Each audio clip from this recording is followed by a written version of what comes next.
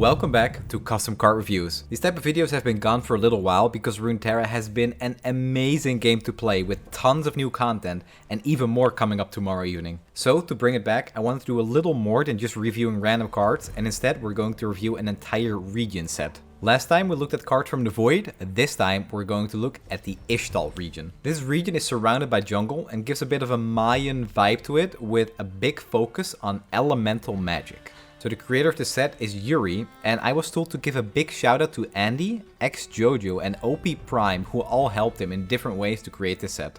Me and YURI communicated often when I had a question about a card or when he had anything to say about some strengths, weaknesses or ideas behind a card. Now, let's jump right in and see what Ishtal is all about. So, as you can see on this image here, the primary keyword of Ishtal is Elementalist. Elementalist units gain a positive effect based on what element is currently adapted. At round start, all elemental units adapt a new element, and elements keep cycling in a predetermined order at round start. You can, however, adapt specific elements with specific cards. The important word here is adapt, which changes the current element. And as you can see on the bottom left here, we have the Infernal element for 1 attack and overwhelm, Cloud for 1 attack and quick attack, Ocean for 1 health and regeneration, and Mountain for +1 health and tough. And you can also see the natural cycle order as indicated by the arrow. One very interesting thing to note from this is that all Elementalist units will have a minimum of 2 keywords when they're on the board, because they will have Elementalist and the unit given by the element. And on this next image you can see what the icon will look like for the Ishtal player. And for clarity, I think that this is important, so it's good to see that the creator gave some extra thought to this. So now that the main theme and the main keyword and kind of the play pattern is out of the way, let's jump into the actual cards of the set. And the first card here is the Flame Tamer. So 1 mana 1/1. Grant me +1/+1 for every time you adapted the Infernal element this game. So the 1/1 stat line on this is a little bit deceiving because it's basically a 2/2 as every game starts with the Infernal element. I really like cards like this that start as kind of like small minions early in the game, but have ways to grow bigger to make an impact later in the game too. And if you adapt the Infernal element a bunch of times in the games, this could come out as like a 4/4 or even a 5/5 later in the game. This minion isn't an Elementalist itself though, so it doesn't get the +1 attack and the overwhelm buff by itself.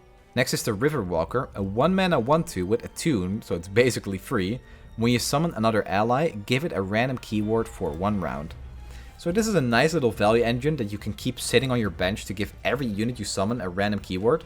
Kind of like the fabled Poro, but this one is only for 1 round and it's for every unit, so there's no discrimination to any non-Poros. It should also be noted that this card only grants positive keywords, just like every other keyword generator in the game really. This can give really big upsides as the game progresses, and as you'll find out later, keywords are very important in this set, so Riverwalker is definitely going to be one of the most important pieces that this region has to offer. Next is the Stone Shaper. 2 mana 1/3 with tough, grant me +0/+2 every time I survive damage. This seems really broken because it trades into any 3/2 and then it gets a 2 health back that it lost because it has tough. Like imagine this over like a few turns, just chump blocking like 1 damage and then playing Redoubled Valor from Demacia on it, which heals it to full and then gains attack equal to its health. Suddenly you kind of have a massive unit, and if you can find a way to give this overwhelm, this is a win condition by itself. Next is the Wind Chaser, a 2 mana 6/1, quick attack, deal 2 to me when another ally dies. So an opponent can 2-for-1 this card with a single Mystic Shot on a different ally, and even though 6 is a lot of damage to push, especially early game, I think maybe in an aggro deck it's not terrible, but it probably still is. Just you're giving your opponent a free 2-for-1 trade, like they use 1 card and they kill 2 of your cards. That's no good. I think this card is pretty unplayable, even if it's like an insane stat line. Elemental Tranquility. 3 mana burst, give an ally +1/+1 this round for every keyword he has. So this is obviously Victor support, and it's also pretty insane. Well, I don't want to say insane, but it's good with Elementalist because they always have 2 keywords. Like one is the Elementalist and one is the element that's currently active, like Overwhelm or quick attack. I think for 3 mana this is actually a little overpriced, unless there are ways to grant like a lot of keywords, like the River Shaper. I mean River Walker. River Shaper is already a card in the game. But if there's not a way to grant a lot of keywords, I think on average this is only going to be like a +1/+1 or a +2/+2. And for 3 mana, that's just not good enough. Repelling the Intruders, a 3 mana fast speed, give allies +1/+1 this round for every enemy unit summoned this round. This card is really good at punishing development from opponent.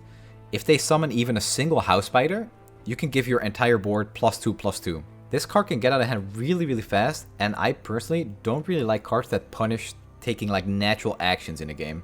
Like everybody spends mana and everybody plays units, and doing those things that feel really natural in a card game aren't things that I want to be punished for.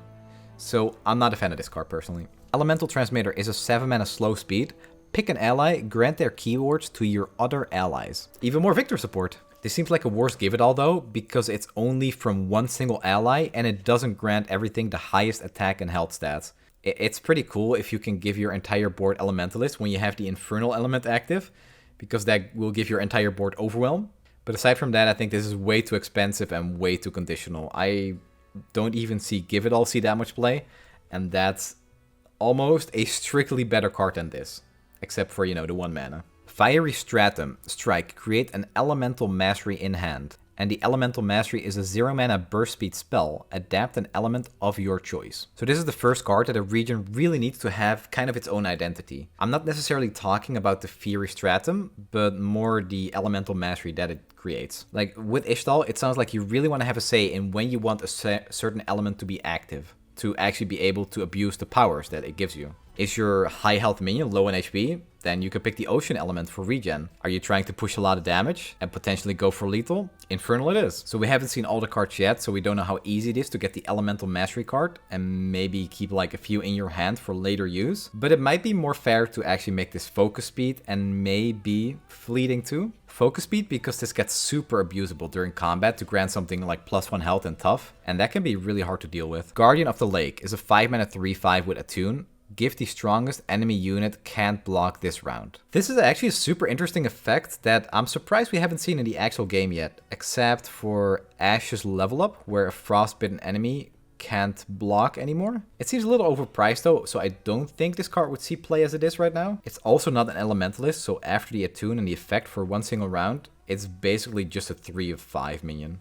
Gentle Guardian is a 6 mana 2/6. Last breath, summon a Grievous Guardian. Every time you adapt, heal your Nexus by 2. And the Grievous Guardian is a 6 mana 6/2 with Overwhelm. So at every round end and every time you play an Elemental Mastery, you heal your Nexus for 2. That's basically like a brought back Protector without the downside. And when it dies, it summons a 6/2 with Overwhelm. You really want to keep that 2/6 alive though, because healing your Nexus every turn without a condition is incredibly powerful. Like everybody would play the brought back Protector and even the Devoted Council if they didn't have any conditions that needed to be met. But if it does die, you still get a 6/2. And I don't really think the stats matter on the 6/2 because it's going to be like super hard to time when this dies. And your opponent also never going to kill the 2/6 on your attacking turn. So I see the Grievous Guardian more as like a way to keep board presence or threatening board presence even, because it is still a 6/2 that can push some damage. Vigilant Watchstone, 4 mana slow speed, pick an ally, draw as many cards as it has keywords.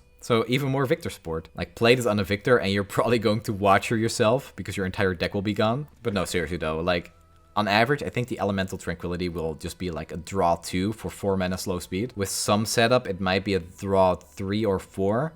But I don't even know if that will be really worth it. Still a very cool card, and after seeing some of these elemental cards, it kind of makes sense from that Ishtal flavor standpoint, where they really want like a lot of keywords and that kind of ties in with like all the different elements. Fleeting Gust, 8 mana, 4/4 with Elusive and Elementalist. Every time you adapt, keep the keywords given from the cycle of elements.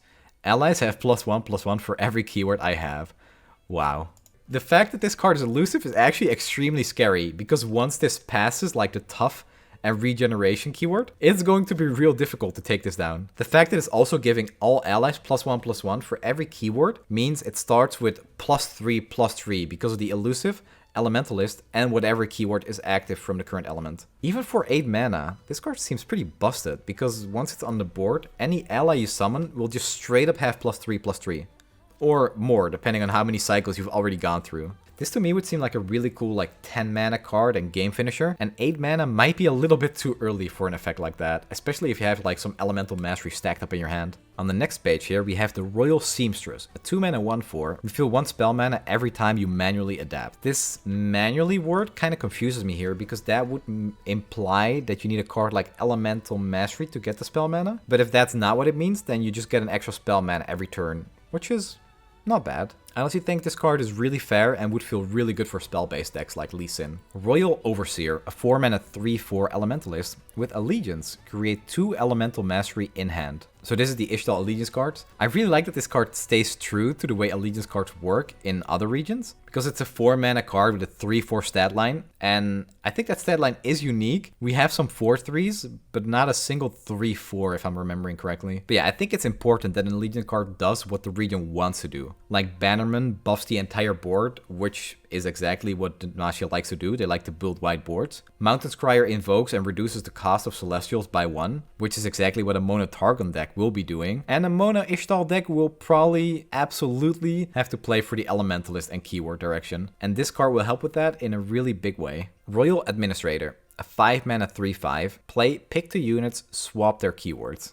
Funnily enough, we actually got the defective swap bot released a few days ago to swap like the stats of another card and with itself. And the administrator just swaps 2 keywords of 2 different units. So a few options that make this card look really good are, for example, picking one of your own units that has no keywords and swapping it with some keywords from your opponent. Like think about using this on a level Tryndamere, which has Fearsome, Tough, and Overwhelm. And then you just give him nothing and you take all those keywords for yourself. It can also transfer negative keywords like Immobile. So that means you can mobilize your Monkey Idol and your barrels. But I think this can only pick enemy units if they don't have a spell shield. It's not like you suddenly transfer that spell shield to something else. But yeah, I think stealing Elusive or Overwhelm from your opponent sounds like one of the best ways to use this card. Royal Upbringing. 4-mana slow, adapt an element of your choice, draw a Qiyana. So this is the Qiyana boat. But this boat is in spell form. So this actually seems pretty bad. The Elemental Mastery, while sometimes hard to obtain because you need to strike with like the Fury Stratum, for example, I think 4 mana to adapt and then draw on champion isn't that good. It probably depends on how good Qiyana and her champion spell really are. Grand City of Ishtal. I probably pronounced that wrong, but this is a 5-mana landmark. When you summon an ally, reduce the cost of all spells in hand by 1 for every keyword it has. Yeah, this seems pretty busted because discounting spells by even 1 mana can be completely game breaking. Victor, for example, only reduces the cost of created cards by 1, and when he's leveled, he can do some really degenerate stuff. Glorious Evolution can do some crazy stuff as well, and that's tied to a 10 mana spell. It should also be noted that Elementalist only counts as 1 keyword, because the one from the element that's currently active that's given only happens when the Elementalist unit gets summoned. But despite that, I still think this would be way too broken, and it would enable combo decks really well, and that's a place I really don't want to go. Force of Nature, 6 mana fast speed. Pick an ally, do 1 to all enemies for each keyword of the picked ally. I don't really have that much to say about this, because like the other cards, this requires a unit to have multiple keywords. If there are ways to give multiple keywords in Ishtal, this is pretty good, but paying 6 to sometimes deal probably 2 damage to all seems too much, and it's also counterable if the unit you pick gets removed. And on this page, we have our first champion, Qiyana, a 3-mana 3/3 Elementalist. Round start, create a fleeting Elemental Mastery in hand. And she levels up when she has seen you adapt every element at least once. This is actually super cool, and this is the kind of card that makes me excited to play an Ishtal deck. Getting like a fleeting mastery every turn is super flavorful and thematic too for how Qiyana works in League. Like in League, you can just click a rock or grass or water to gain like the element and get like an additional bonus on one of your spells. And to keep Qiyana alive, it's really easy to use the burst spell he gives you to give her like 1 health and tough, or even regeneration if she does get low. And then when she levels up, after seeing every element at least once, she gets +2/+2 every time you manually adapt. So when that happens, you probably want to use Overwhelm to start closing out the game, or just take Quick Attack to take really favorable trades. I really like this card, and this is exactly what makes Ishtal really exciting as a region, when you can start playing around with those elements, or with those Elementalist allies, keywords, and all those elements that you get from the cycle. Super cool. What's also really interesting about Elementalist, I think, is that when you adapt an element, you really have to take note of the cycle.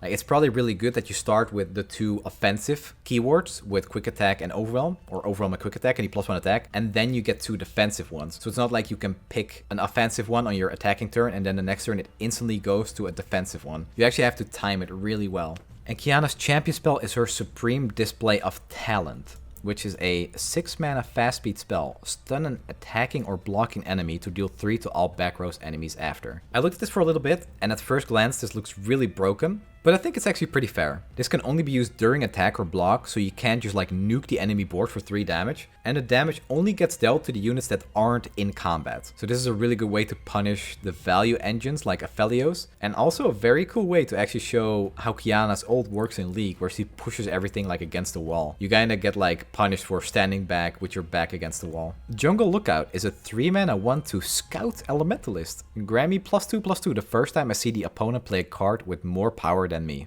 So this is really the kind of risk and reward I like to see in a card. This unit is going to have an elemental bonus, and if it's the Cloud or Ocean Drake, it's pretty likely your opponent is going to summon a unit that has more attack than you.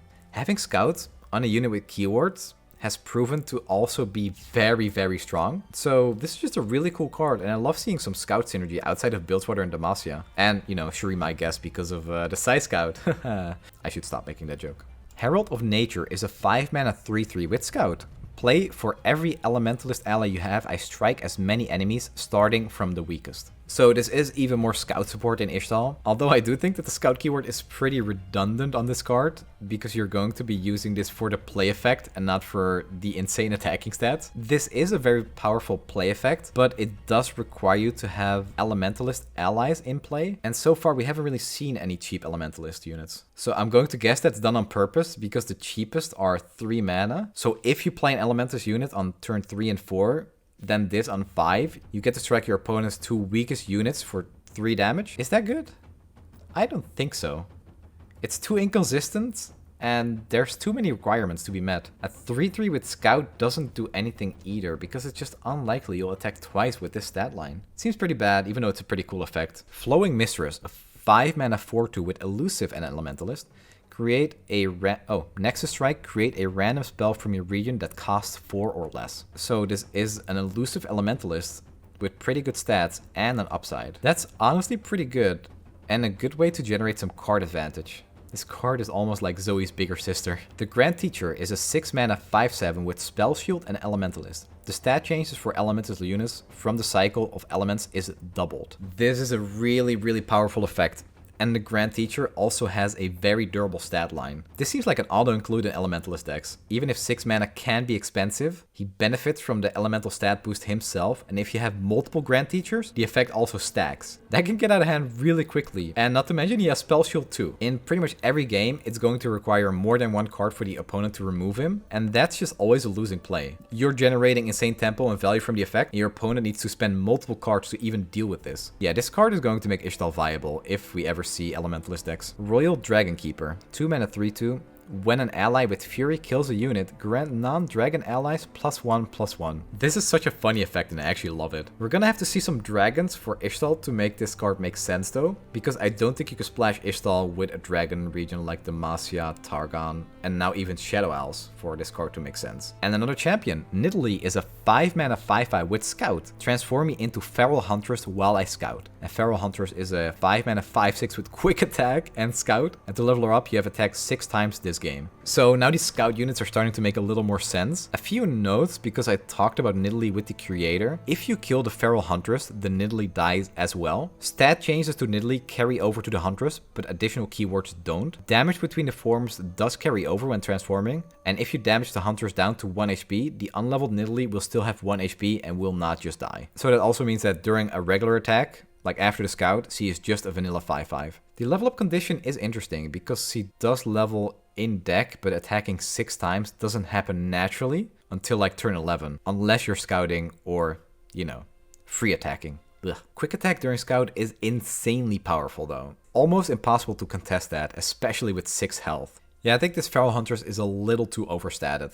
So when Nidalee levels, she gives her supported ally Scout, which is honestly just another insane effect. The support effect triggers before she transforms, so you're not just wasting the Scout attack. Like, just field promotion can be so strong, but it's a big commitment to pay 2 mana before you even summon the unit. Nidalee can just take someone with her. It doesn't matter who it is. Could be a Tryndamere, could be a Teemo. There are a lot of possibilities here, and I think it's actually a lot better than field promotion if you can level her. Yeah, honestly, Nidalee is such a strong vanilla unit. You're going to be happy putting her in a deck, even without like the level up. So Nidalee's Spear Throw is a 4 mana fast speed. Deal 3 to a unit to heal an ally 3. shuffle a Nidalee into your deck. This is like a better grasp. It's 1 less mana, and you usually care a lot more about unit health than Nexus health, unless you're playing against like aggro. But Nidalee wants to be played in a mid-range deck for sure, which makes the heal 3 to an ally extremely valuable. Crazy good card, and the fact it's her champion spell makes it that much more insane. Wandering Ruins, a 6 mana 7/7. When you lose the attack token, transform me into Ancient Rift.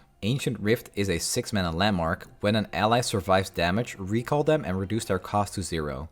When you gain the attack token, transform me into Wandering Ruins. This is such an interesting design, and I actually love it. I wouldn't be surprised to see somebody like Galio have an effect like this too, where he just turns into a landmark sometimes. So when the Rift transforms into the Wandering Ruins, it creates a fully healed version, even if the runes took damage prior. And I think both of these can be main decked because they both have a gem. So it is possible to fill like your entire board with Ancient Rift. I'm not sure why you'd want that. Like, there's some Talia synergy here too, actually. Yeah, despite the landmark synergy, I think the effect on the Ancient Rift where you recall something and make it cost 0 is super abusable and probably really broken too. Like, there are so many summon and play effects that can just completely break the game. I mean, it does have to survive damage though, and most units with a strong summon effect have pretty weak health stats. But even from this same set, think about the Herald of Nature that strikes for every Elementalist unit you have, and even the Royal Overseer giving you 2 Elemental Masteries in hand. And what about Riptide Rex?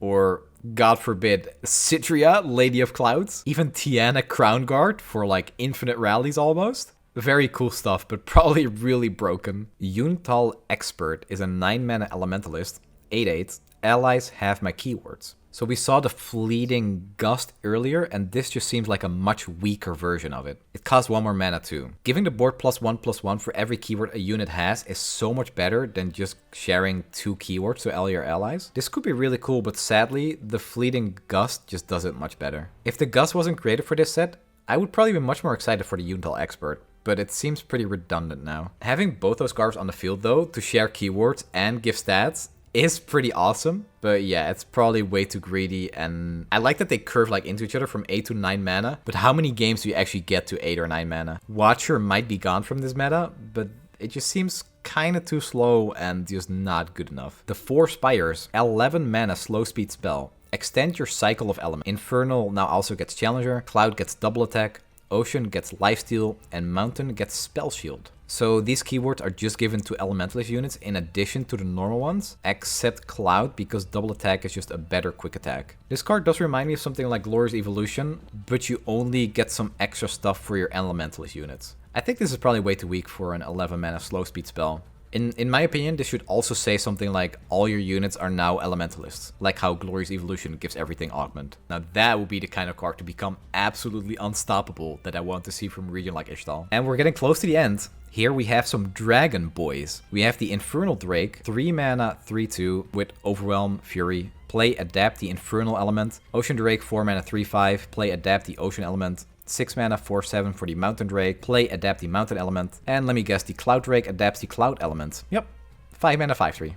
Alright, so I'm going to go over all of these at the same time because they are pretty similar. I love these cards, by the way. It's so cool to have like this coherent set of followers that kind of do similar things. Sadly, these units are only good if you also have an Elementalist unit on the board, which does make them pretty limiting for non-Ishtal regions or non-Ishtal decks. But I think that's fine because they are super thematic. These cards do have the potential to be very, very powerful, especially with that unit we saw earlier that gives non-Fury units +1/+1 when a Fury unit kills something. It's a pretty simple effect, but I really just love the flavor. Saving the best for last, it seems. And lastly, we have the biggest and baddest dragon of them all, the Elder Drake. 10 mana 9/9 with Fury, Overwhelm, Quick Attack, Regen, and Tough. Summon me from hand, attacking when you attack with all 4 Elemental Drakes at once. So this is a very powerful effect, like Jarvan, but without the Challenger. He just gets like plopped on the field for free because it doesn't say you have to spend his mana if you attack with all the 4 dragons. That's a pretty difficult condition to meet though, because having all dragons on the field is a total of 18 mana, and let alone trying to protect them with the low health of the Cloud and the Infernal Dragon. Honestly though, this is a super cool game finisher, because if you summon this big boy free from your hand, you're probably going to win the game. Flames of the Elder, an 8 mana burst speed spell. Give allies +2/+0 this round. Round end, kill all damaged enemies with 3 or less health. There is some flexibility in this card because I think it's super unlikely you're going to play this card for both effects, and it makes the card a little weird in that way.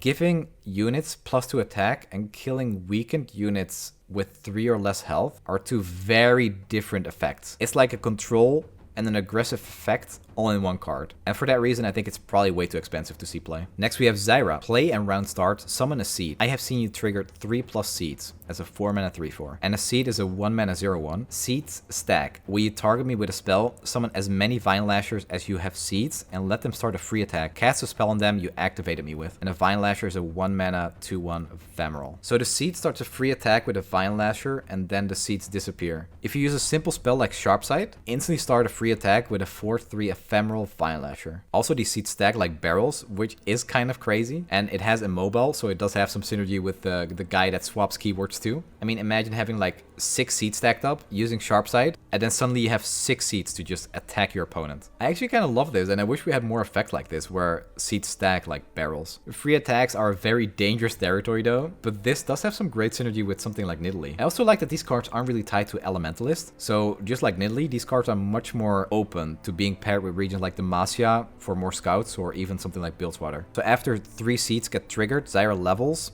and Vine Lasher will stun their targets. Also, she summons 2 seeds instead of 1, which is actually a pretty big deal. Stunning the target is really interesting because that means your opponent will have less blockers during your regular attack. This is a very cool and unique effect, and I like what's done with Zyra to make her play around her plans. And her champion spell is Zyra's Garden of Thorns, 6 mana slow, summon 3 seeds, grant an ally +3/+0.